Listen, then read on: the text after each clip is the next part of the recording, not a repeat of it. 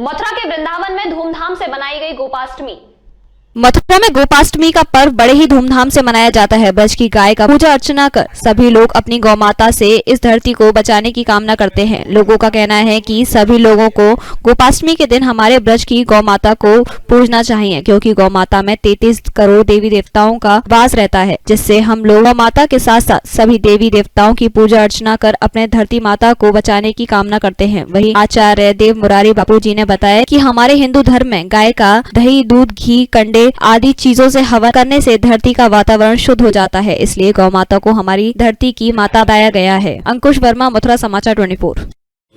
बाबा क्या नाम आपका? मेरा नाम जगदीश प्रसाद गोस्वामी। कौन सी गौशाला है? ये श्याम गौशाला बाबा बंसीवाला अद्दा पुलिस चौकी के पास में है, मथुरा वृंदावन रोड पर।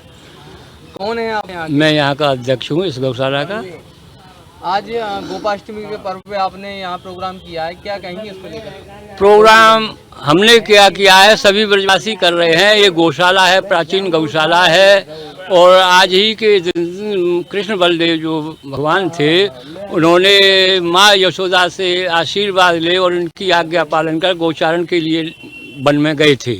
आज का जो दिन है वो गोपाष्टमी के नाम से इसलिए वह प्रसिद्ध हुआ है क्योंकि आज के ही दिन भगवान श्री कृष्ण बलदेव जी गोचारण के लिए निकले थे है। तो इसी तरह से जो ब्रजवासी हैं वह गौशाला संचालक हैं या गौशाला हैं, वो अपने आराध्य के, और जो गाय है वह अपनी आराध्य ही है, क्योंकि यत्र गावा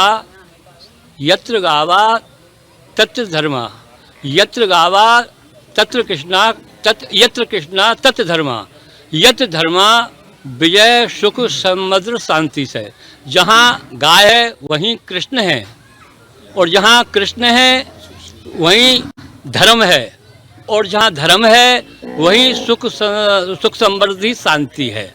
तो गाय की पूजा अपने हिंदू धर्म में विशेष श्रेष्ठ मानी गई है, और जो गाय के ही द्वारा जो हव्य और गव्य दो पद्धति हैं जो गाय की से ही प्राप्त होती हैं। हवि जो हवन यज्ञ जो महात्मा लोग करते हैं, पंडित लोग जो करते हैं, वो गाय के ही घी के द्वारा आहुतियाँ देती हैं, और जो कंडा बनते हैं वो भी उसी अग्नि में प्रचलित होते हैं। और जो हवि है, हवि से मतलब अपने जो पितृजन है वो गाय के ही जो दूध है वही श्रेष्ठ माना गया है। उसी की जो खीर बनाई जाती है उसको खा करके जो ब्राह्मणों को खवाई जाती है, उसी के खा करके मतलब जो अपने जो पितृ देवता हैं वह भी प्रसन्न होते हैं। तो ये तो हव्य और गव्य दोनों की जो प्राप्ति होती है वो गाय के ही द्वारा होती है, और कोई ऐसा पदार्थ नहीं है जो कि और किसी की वो शुद्धि माने। गाय को राष्ट्रीय पशु घोषित करने की बात चल रही है, उसके विषय में क्या कहेंगे आप?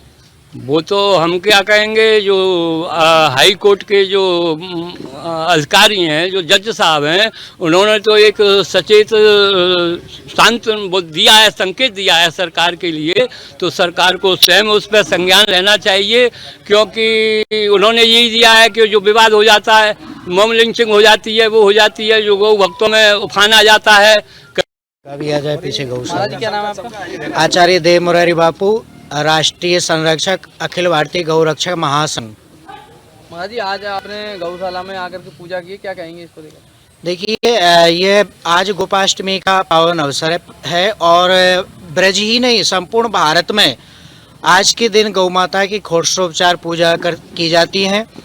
फूल माला पहनाई जाती है, भोजन कराया जाता है, और स्नान भी कराया जाता है तिलक चंदन लगा करके। जैसे हम देवी देवताओं का पूजन करते हैं उसी तरह आज गौ माता का पूजन किया जाता है। गौ माता को एक साधारण पशु नहीं है, गाय माता के अंदर 33 करोड़ देवी देवताओं का निवास होता है। और गाय माता का जो पंचगव्य हम जिसको कहते हैं, जैसे गाय का गोबर है, गाय का मूत्र है, गाय का दूध है, दही है, घी है, इससे हवन आदि किया जाता है, और जिससे वातावरण तो शुद्ध होता ही है, वायुमंडल तो शुद्ध होता ही है, साथ साथ देवी देवता भी प्रसन्न होते हैं। इसलिए गौ माता की हिंदू धर्म में बहुत बड़ी मान्यता है। दीपावली के अवसर पर लक्ष्मी माता के रूप में हम लोग पूजन करते हैं, और आज गोपाष्टमी पर गोपाष्टमी के दिन हम लोग फिर गौ माता की पूजा करके आशीर्वाद प्राप्त करते हैं। महाराज जी, गोपाष्टमी क्यों मनाई जाती है? ये गोपाष्टमी ग्वालवाल जो सदा से ब्रज के भगवान श्री कृष्ण के अवसर के समय से ही जो पूजा करते चले आ रहे हैं, इसलिए गोपाष्टमी का विशेष महत्व है। और वैसे तो हम गाय माता की हमेशा ही पूजा करते हैं, और ऐसे अवसर पर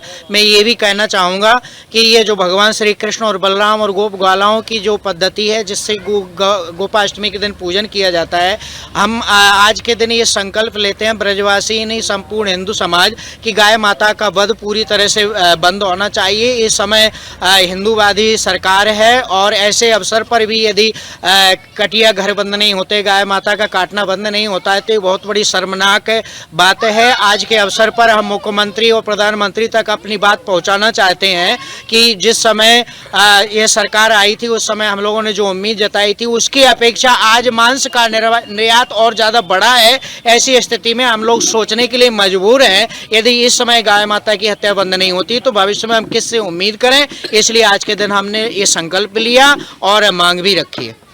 अच्छा महाराज जी, एक तरफ तो गौ माता को राष्ट्रीय पक्षी, राष्ट्रीय माता कहलाने का किया जा रहा है, तो उसके विषय में क्या कहेंगे आप?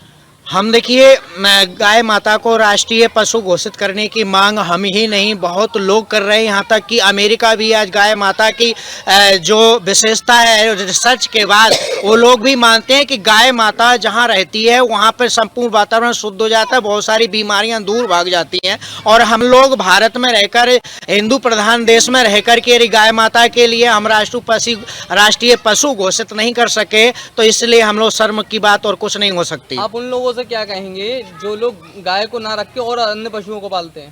मैं ये कहूँगा कि वो लोग दिमाग से थोड़ा कमज़ोर हैं, क्योंकि हमारे लिए गौ माता केवल एक दूध का ही साधन नहीं है। गौ माता हमारे लिए बीमारी से लेकर के वातावरण शुद्ध बनाने तक, देवी देवताओं तक प्रसन्न करने का एक बहुत बड़ा हिंदू धर्म में एक हमारे लिए मौका मिला है। फिर भी लोग जो भैंस बकरी भेड़ पालते हैं और पशुओं को पालते हैं तो वो केवल अपनी रोटी रोजी कमाने तक ही सीमित रह गए, उनको धर्म का लाभ नहीं मिलेगा।